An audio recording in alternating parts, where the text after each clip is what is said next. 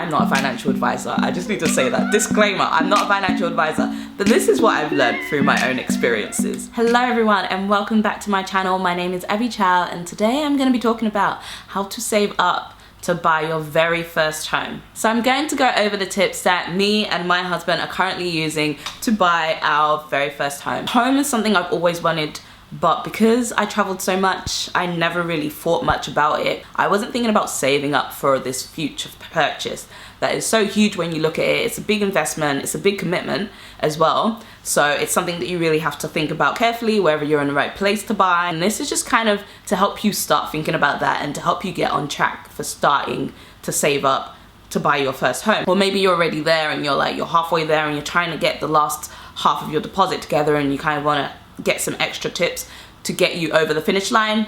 This is the video for you. I'm gonna get straight into it. If you do enjoy this video, please remember to give it a thumbs up. The support really is appreciated. Thank you to everyone who watched my previous video going over my goals, and I'm really excited to kind of get this channel started and to give you guys more value, to give you guys more things to think about. Let's get started with buying a home, and I'm just gonna get straight into the tips. So the first thing to do when you're starting to buy a home is to do your research. Research as much as you can about where you're going to buy and how much it's going to cost you to buy your dream home. Doing your research is critical to succeeding in saving.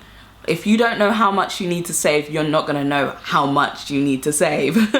It's really simple. If you don't have an actual solid number or a good solid high-end estimate to work with, it's gonna be really difficult to save towards that goal. So first, look, where are you trying to buy and what size home are you looking for? If you're looking for, let's say, me specifically, I'm looking in London right now. I'm looking in London within the M25, and I'm looking for a home that has 2 bedrooms at least. Like, that's what we're looking for. 2-bedroom homes within the M25. Roughly how much does that cost? Do I need to be next to transit? Probably I'll need to be next to a tube because I don't drive. My husband doesn't drive in London. So we're gonna want somewhere that's close to transport. That's gonna cost more. So find out what your number is. Find out how big a home you want, how much it's gonna cost for that home in the area that you wanna live. And that's a great place to start with in how much you need to figure out what your deposit is. Generally speaking, people put down between a 5 and 20% deposit. So it's gonna really depend on your situation. Another thing that could affect that is, are you gonna be using a buying scheme? There are government schemes for buying your first home. So one of the schemes is the lifetime ISA. The word scheme is kind of funny because people think it's such a weird word. When I bring up the word scheme, people think like hustle, like is this a scam? It's not a scam. It's just the government giving you a bonus on an ISA account, which is an individual savings account, giving you a bonus on the money you're saving towards your first home. This only applies to first-time buyers. If you bought a home before, this is not relevant to you because you can't use the scheme. The scheme is the lifetime ISA. Currently, the scheme that I'm using is the Help to Buy ISA. That's already closed. So you can look into getting a Help to Buy ISA and you can look into getting a lifetime ISA. The biggest difference between the two schemes, I'm gonna put a video here because eventually I'm gonna make a video about this. But the biggest differences are you get your 25% as you go with the lifetime ISA, but you get your 25% after your closing with the Help to Buy ISA.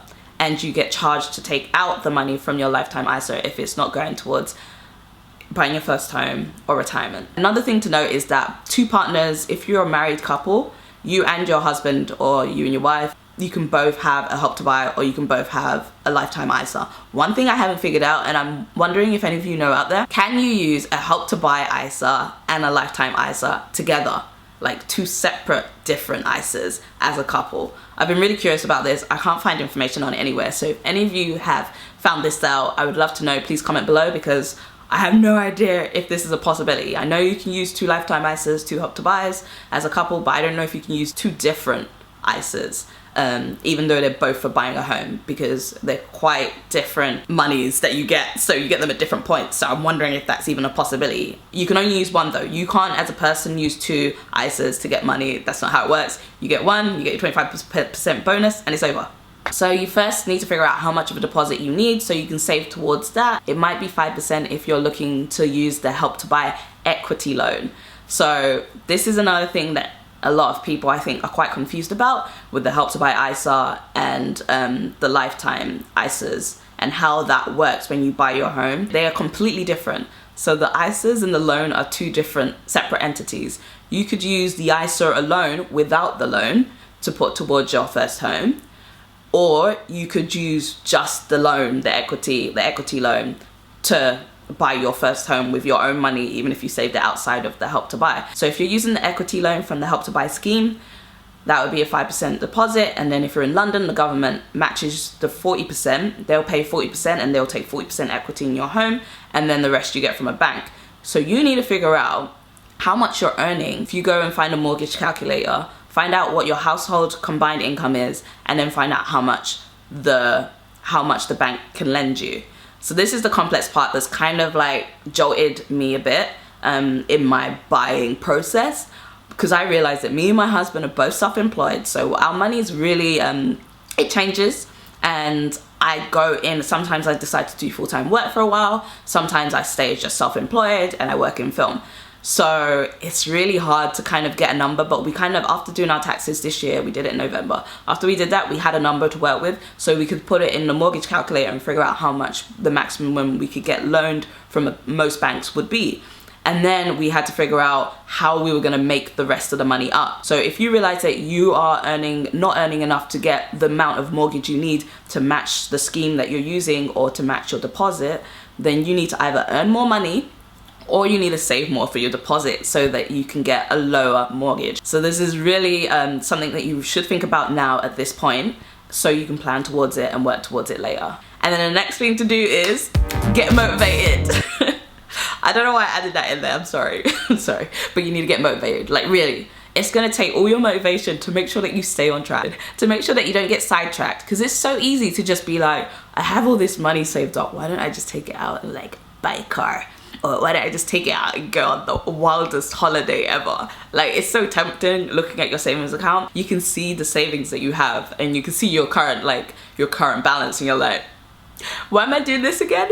But it's worth it, guys. It'll be worth it. Tip number 2 is to budget. I cannot stress this enough. So some people are against budgeting, some people are for budgeting, some people it works for, some people it doesn't. It really depends on how you work as a person. You know yourself by now. If you're buying a home or thinking about buying a home, you know yourself. So I don't have to tell you what you have to do, but I will give you some suggestions and you can decide whether or not it's gonna work for you as a couple or you as a single person who's just trying to upgrade their life. So track your spending, track your savings, and track your income in a spreadsheet or in multiple spreadsheets, whichever works best for you. I'm such a geek for spreadsheets. It's hard to admit it, but I am such a geek for spreadsheets. Like, I have so many spreadsheets. Ask my husband. He just started giving me his money because I'm just like the spreadsheet queen, and I'm like, I will allocate your money so that we can save. And he's just like, do it for me. I don't have time for this, do it for me. And I'm happy to do it because I'm like, yes, I can play with more money. This is so fun. It's really fun once you get into it.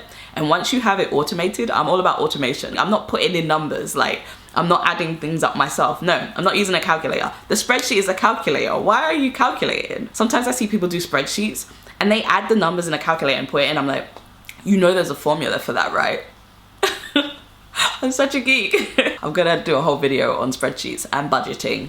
I'll make a budgeting video, and then when I do, I'll link it here. But yeah, budget. You just need to know how much is coming in, how much is going out, and you need to know how much you're saving. That's an easy way to kind of see what you're saving every month, where your money is going, where your money's been spent, what your expenses are. And then with that number, you can kind of adjust. So if you realize you're spending too much on food, cut down your food budget. If you're spending too much on takeaway like me, oh my God, Uber Eats, Deliveroo, oh, Just Eat, it's actually painful. The amount of money I spent last year on takeaway is painful. And I realized that. And after I went through my budget at the end of the year, it was actually depressing, and I had to just cut that budget. Because I used to have a takeaway section. This is how much I spent on takeaway. I had a takeaway section in my budget. If you have a takeaway section in your budget, you have a problem. Let me just tell you that now for free. So yeah, I realized I had a problem, and then I merged takeaway with entertainment, because it should be in the same category. There is no difference from eating in a restaurant and getting food from a restaurant to your house delivered by a car, which costs more than even going to the restaurant. If you, like me, know you have a problem, cut back. My third suggestion is to open a savings account specifically for home buying. A way to make sure that you don't just be taking your money out after you've put in is to automate your savings. So set up a standing order and set how much you want to go to where every month. We have a Help to Buy ISA. We want to put in £200 every month so that we're maximizing that savings, and we'll get our maximum like 25% back at the end. If you're gonna save, open a savings account specifically for home buying. It's not to be touched, it's not to be dipped into. It's literally money going into an account that is only gonna be used for your deposit or to buy your home later on. So if you are planning to buy within the next 3 or 4 years, 2 years, 1 year, you can open a lifetime ISA. If you're really serious about buying a home and you know that you're definitely gonna buy a home, I suggest a lifetime ISA just because it's a penalty to take that money out. You're not gonna take that money out. Make sure you have other savings elsewhere in case an emergency happens. Make sure you have an emergency fund set up somewhere so that you can dip into that if you need it for an emergency. This money can't be touched, and if you touch this money you will get a penalty of 25%, so that should be incentive enough for you to never touch that money. So that's why I suggest a lifetime ISA. If you know you're going to buy a home, you know you have other savings, and that this is specifically to motivate you so that you do not take money out of your lifetime ISA. If you get paid irregularly like I do, I have a reminder in my Google Calendar to send the money to my ISA every month. Another thing to do is to agree on an amount that you can commit to. Find a number that really works for you. Find the lowest number that works for you, for starters, and then have that go out as a standing order. Money that you know you'll always have every month without fail. And then anything extra that you have, you can top up your savings with. Haven't really spoken about cash ISAs just because this is the least effective, because all you get is the interest that the bank gives you. But with a Help to Buy ISA and a lifetime ISA, you get the interest the bank gives you plus the 25% bonus. So that's a huge difference. That 25% is the reason why this is probably the most effective way to save. And my last suggestion for saving to buy a home is to take on more work, make more money. If you have to do overtime at your current job to get extra money, do it. If you can find a side hustle that you have a skill, you're great at something, you can make clothes, you can write books, that's not a side hustle. Writing books is not a side hustle, guys, but it's possible. Like, if you're really good, if you have something that you're talented at, then use that to create a business, a side hustle, something to work on while you do your main work so that you're making income in other ways. Get a part-time job. If you have some spare time and you don't work every day, maybe you could get a weekend job that actually pays you some extra income. So with the overtime, the part-time job, or the side hustle, whichever you decide to do, the most important thing to remember is not to inflate your lifestyle, okay? Lifestyle inflation is a thing and it will kill your savings. This is the only thing I can say. When you make more money, do not spend more money, because it defies the point.